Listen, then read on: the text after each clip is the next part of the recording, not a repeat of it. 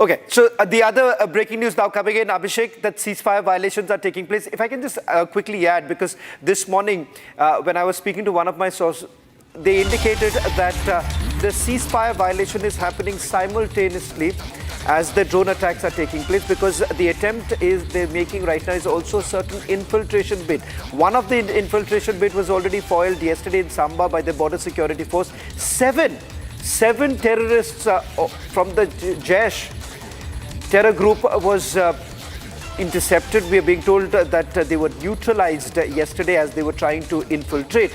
Now, there's a clear indication that there is a larger pattern. The pattern is you have the drone attacks, which now it appears some are basically indicating as a reconnaissance. On the other hand, there's been infiltration bid that is being made along the international border. And of course, you also have the cross-border firing going on.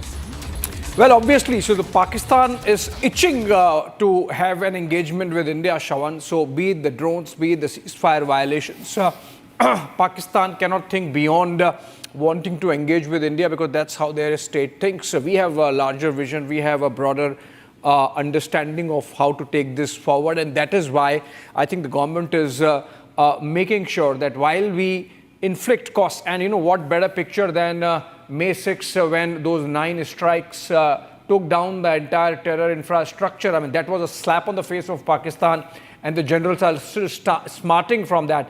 These drones are one aspect. The ceasefire violations is, of course, another. And remember, it's not that Pakistanis are indulging in ceasefire violation and we are not responding. We are responding in kind, and possibly more than in kind. And even our artillery is out in full force.